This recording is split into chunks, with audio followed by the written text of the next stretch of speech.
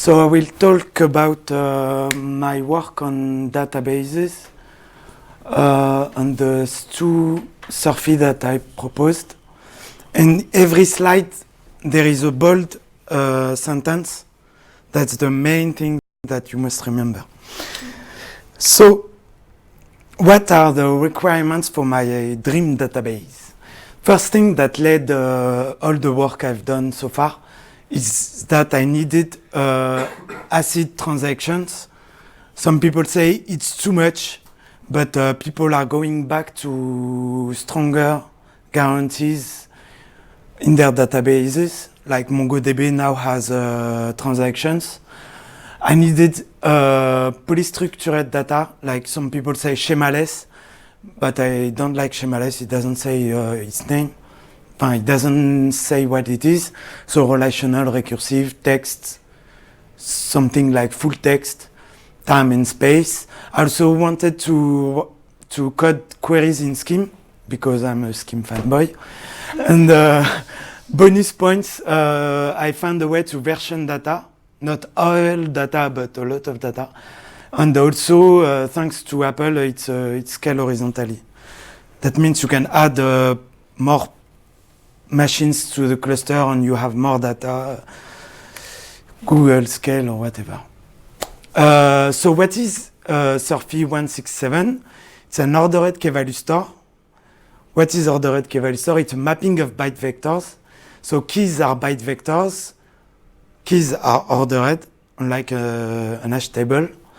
Values are byte vectors. Data structures related to that are red black tree, B tree, log structured merge tree. Don't ask me question about this part because I don't know. Basically, it's Surfy 146, except Surfy, which is a scheme mapping, if I remember correctly. 146 accept any scheme objects that has a comparator. But Surfy 167 accept only byte vectors so far. So there is a few libraries that support this kind of, that can be implemented using ordered key-value store. The interesting aspect is that you can have data bigger than memory. And we are working on a validation fast framework that will allow to check that the data that is in the database is what you expect. Basically, it's a validation framework. So, what is the API? The API is a mapping. There is the mapping procedures, ref, set, and delete. The particular primitive is OKVS range. Since the mapping is ordered, keys are collocated, and you can get a slice or range, some people say range, to get some part of the data. Obviously, you won't work with byte vectors, because byte vectors are kind of opaque, and you can't really make sense of them. So to work with the database, you use lexicographic packing procedures, unpack and pack, that will pack scheme objects into byte vectors and unpack them while preserving their natural order, which means like you will have car before careful and zebra after careful, something like that. It works also on big integers. It works on floats, on symbols, on strings. So the first abstraction is that that works directly with the primitive, is the subspace. It's a subspace is some part of the database where keys share a common prefix. That the most important thing is that you must remember is this one. in the end, you only work with scheme objects. An anti-pattern is that you shouldn't eat the OKVS interface.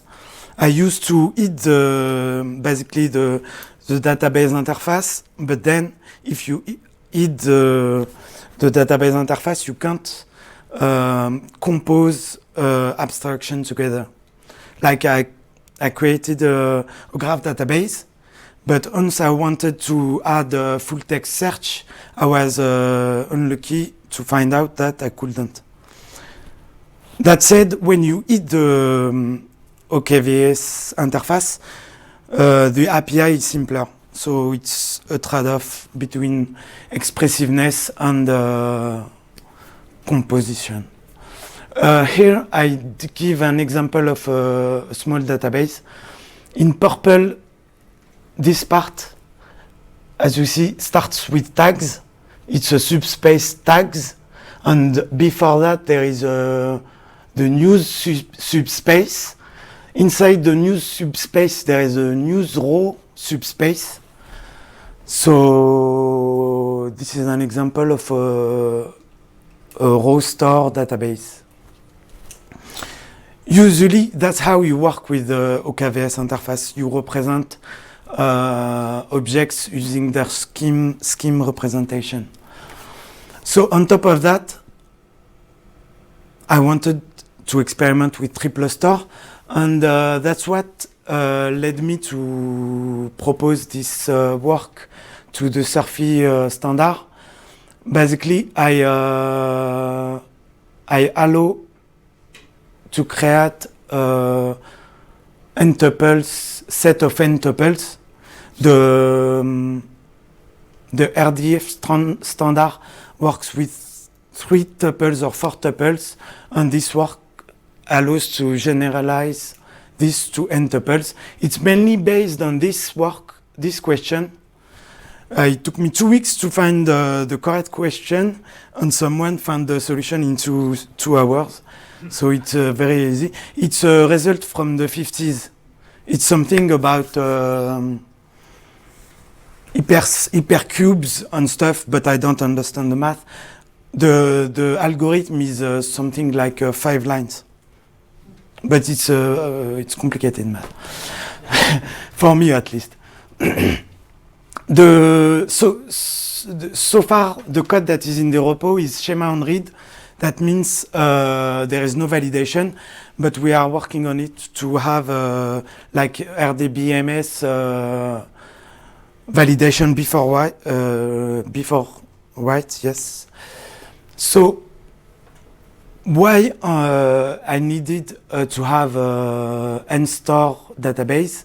It's because I wanted to version data, and I also found a way to version data in a generic way. This is a versioned database. As you can see, it takes a V before NSTOR because it's versioned.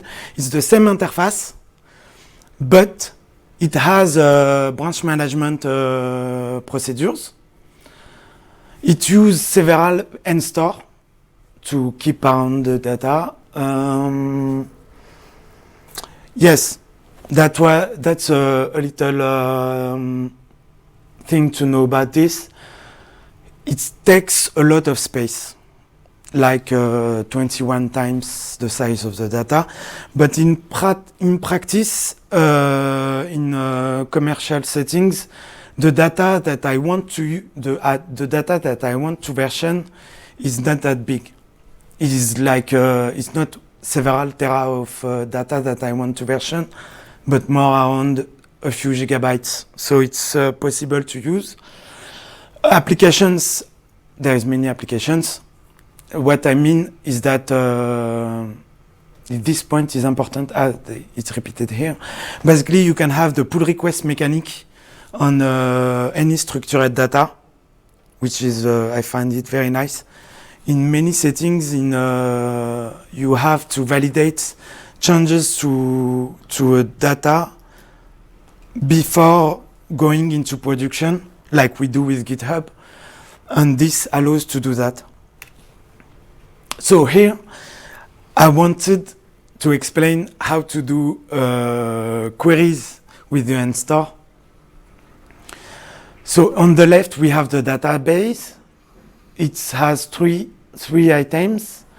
On the middle, we have the pattern. It has one variable, nstarvar UID. And on the right, I already computed the result, which led to the bindings. There is two results. So that it's the result of this querying scheme. The next slide will present a more complicated query where there is two variables. It's the same data, but there is two patterns, and the second pattern has two variables. First, we will execute the first pattern here, and we will look up for a triple that has definitely maybe as value and album as key, and there is I think a single with that is P4X432 that has so UID will be bound to this value. Then we replace P4X432 etc. With we replace with the value we got from the first bindings. It's done here. So now we completed. We have a new pattern that has still a variable. So we continue the algorithm, and we complete this pattern. We bind this pattern with the name of the group that made definitely maybe album. So what I mean. So in the end, we have the bindings. In the bindings, we have the two variables that are bound by the query. I forgot to say that all the queries are lazy. So it's relying on scheme generators. What else can I say? Nothing. So what comes next? What I would like to do is give more example of abstraction on top the OKVS, row store. We already see that. EAVT is something like Datomic. The document store, something like MongoDB. The first three are mostly done, but I didn't write proper code. Full text search, I started to work on it. This is the 5 point is a bit more difficult because I have no experience with probabilistic data structures. And this one is the most funny, I think, because it uses space filling curves, and I find it funny. What else? We can imagine many things. Like I said, it looks like the query language looks like Sparkle, but it's missing some sugar syntax for common queries. Datalog, I didn't understand Datalog, so I didn't do it. Microkaren or Minikaren, if you prefer. I tried Minikaren, and actually it's a few lines of code to make it work with Minikaren, but Minikaren was very slow. I mean, it's probably not Minikaren that is slow. I don't know what is slow, but using the same query using Minikaren or the API that I showed previously, it's faster using the API, but Minikaren leads to shorter code. Inference engine is a big topic. On schema migration, I didn't start to work on this. So my work was mainly around the idea of how to make it easier to work with bigger than memory data. That is, I think, the purpose of databases, at least that stores data on disk. ACID transaction helps. Next, I'd like to work on mini adaptaton, and maybe at some point provide higher level representation of data problems. Thanks.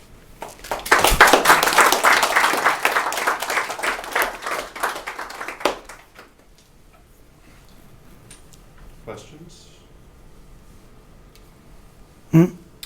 Talk to me and Greg Rosenblatt about making the mini-Kenrin stuff faster for the database, because we've been doing a lot recently for biomedical databases, and we're running it all on mini-Kenrin on Racket. What I tried, like I said, it's a few lines that I tried. And first, mini-Kenrin is not lazy, at least the version that I used. And I did some profiling, and most of the time is in the pull procedure. Okay. Well, we should take a look at it and see if we can find a way to make it faster. I will push the code about the integration with mini-Kenrin. And I will push also the version and store, the code also. That is all. On small benchmark, it's faster than Blaze Graph, using WiredTiger backend. And what else? I tried also FoundationDB, which is a database by Apple. It's a web scale, like they say, but if you don't need web scale, you'd rather use RocksDB or WiredTiger, if you don't mind GPL. That is all. Thanks. If you have question. I was curious about the increase in size of the data. So you said that it's 21 times Yes, the data size. that is that. The central binomial coefficient. It's because of the size of the index that it's increasing by that much. Actually, if you look at these triples, we will this result that is described in there is two questions. There is a question on math, and there is another question on Stack Overflow that you must read both. Okay, and this result minimize the duplication of the data, but in the case of the triple store, it will be 3 times the data. Not in the case of the version and store, but in the case of the end store. And basically, we have, in the case of 3, we have all the permutation of the 3 tuples items. That's why it takes so much space. I have ideas to reduce this number, but for example, in the case of Wikidata, they have small data. The tuple items are small. There are numbers, integers. There are small strings. So even if you use some identifier allocator, like you get a small number per tuple item, it will still take a lot of space. Yeah, I was going to say, I can imagine normalizing this, right? So you could take group out and put group into its own table, right? Table of triples, but you kind of have that here, right? So instead of representing the group name over and over again, you can obviously represent an integer that represents that group, or a key into your system that represents that. Probably doesn't matter for something like group name, but it might matter for other things. Pretty standard database thing to do. But then you're paying for the overhead, obviously, of increasing the number of columns that you're tracking. So there's trade-offs in what you can do with. That's the identifier allocator I'm thinking about. But the identifier allocator has another problem, is that if there's multiple writer, I don't know if I say writers, they will fight for the identifier. So you can build that on top the end store, actually, because the end store stores there is, I think, can store. There is no overhead of storing integers or strings or something else. So you can have another data structure in the database that maps, for example, group, Oasis, and definitely maybe to a small integer. and then store this small integer in the end store. You can do that. But like I said, it will slow down all the writes, I think. Okay. I have a question then. Can you still do range queries on in-store? Because it seems like that would interfere if you don't have an order-preserving mapping. You know, if I want That something is greater a than good definite question. But less than general, you know. Yes, if you do the ID allocator thing, you lose first, there is a mistake here. The group line must be after album. And similarly, this one, I think these two lines must be swapped, and these two lines must be swapped. In the end store, things are ordered, but we should rarely use the order of the tuple in the end store. The reason, the specification says the order is stable, but basically you rarely use the order in the end store. So you can use the ID allocator thing. You can use the order, but there is other ways to work around it. I mean, it's not a workaround, it's, for instance, say the space filling curve, you want to store the spatial information in the end store. So we would have a value that is some kind of integer. So now you want to retrieve all the tuples that are inside the square. It's a simple prefix match in space filling curves using some algorithm, etc. The thing is that to be able to do a prefix query on the tuple item, you need to have the width on the key to be none for all the tuple items. That means you have dummy value here, a dummy value here, and this is the only value that is interesting for the space filling curve. So there is a lot of overhead to do that. In the case of the versioned store, it makes sense to be able to query, to do time traveling queries, at the same time spatial queries. But so far, that's why the specification allows it, but it's at the price of a lot of space, more space. And that is all, I think. Thanks. Anything else? All right, thank you. Thanks.